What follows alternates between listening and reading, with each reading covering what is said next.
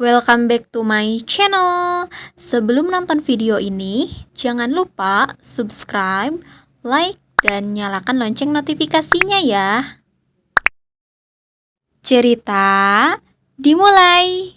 Yang paling menakutkan bukan ketika dunia tahu masa lalumu, tapi saat anak yang kau cintai mulai mempertanyakannya. Aku tahu hari ini akan datang, hari di mana salah satu dari anak-anak itu akan menatapku bukan sebagai bunda yang baik hati, tapi sebagai perempuan yang pernah merusak sesuatu. Dan hari itu datang sore ini. Setelah pulang sekolah, Nadine, anak perempuan Dimas dari pernikahannya dulu, masuk ke kamar sambil menutup pintu dengan sedikit hentakan. Itu bukan cara biasanya. Dia anak yang tenang, jarang marah dan selalu ramah padaku. Tapi siang ini, wajahnya seperti penuh tanya yang ditahan-tahan. Aku duduk di tepi ranjang sambil melipat pakaian, mencoba tenang. Nadine, panggilku pelan. Dia tidak langsung menjawab, hanya berdiri di depan kaca, membuka seragamnya sambil memalingkan wajah. Tapi aku tahu matanya merah, entah karena menangis atau karena menahan amarah.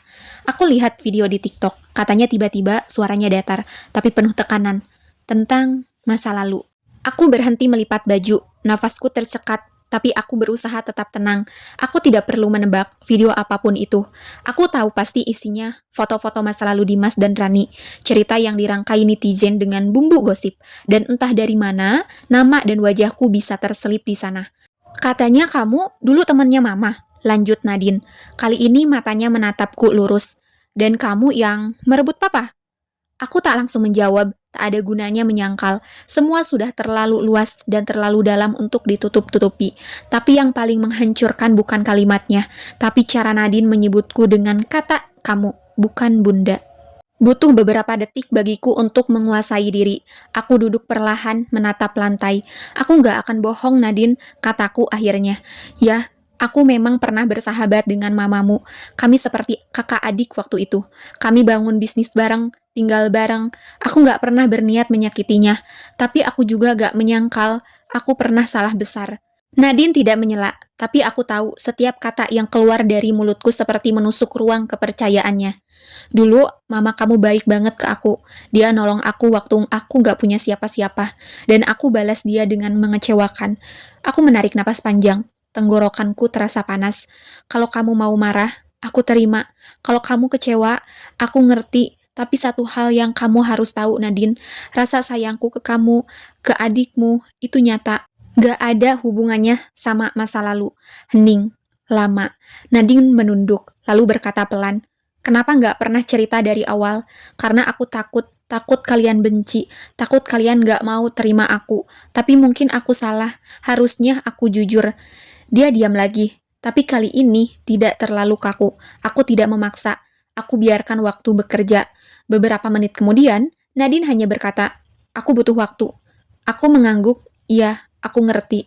Dan sore itu, aku menangis, bukan karena Nadine marah, tapi karena aku merasa dosa itu kini sudah pindah tempat dari pundakku ke hatinya, dan aku tidak pernah ingin itu terjadi.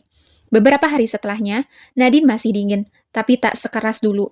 Dia tetap menyapa, tetap makan malam bersama, tapi tak ada pelukan, tak ada canda. Mungkin begini rasanya kehilangan sesuatu yang tidak pernah benar-benar jadi milik kita. Dimas tahu soal ini, tapi tak banyak bicara. Dia hanya memelukku malam itu dan bilang, kita jalani aja, jangan takut, kamu udah berusaha. Tapi hatiku tak tenang. Hingga suatu malam, aku mendengar suara dari kamar Nadine. Tangis, pelan, terisak. Aku mendekat dan melihat pintunya sedikit terbuka. Aku bingung, mah, gumamnya bicara di telepon. Aku sayang bunda, tapi aku juga gak mau nyakitin mama. Aku mundur pelan, air mata jatuh. Tapi aku paksa kakiku tetap melangkah. Aku tahu itu bukan tentangku. Itu luka yang tak boleh aku rebut penjelasannya. Itu luka yang harus aku rawat dari jauh, bahkan jika aku bukan obatnya. Dan malam itu, aku menulis surat, bukan untuk dikirim, hanya untuk kubaca suatu hari nanti, kalau aku mulai meragukan diriku sendiri. Aku bukan ibu yang sempurna, bahkan mungkin aku tak pantas disebut ibu. Tapi jika cinta bisa menebus kesalahan, maka aku akan terus mencintai anak-anak ini tanpa syarat, biar waktu dan kebaikan hati mereka yang menentukan aku layak atau tidak. Kelanjutan ceritanya ada di next video ya. Terima kasih yang sudah nonton video aku. Bye-bye.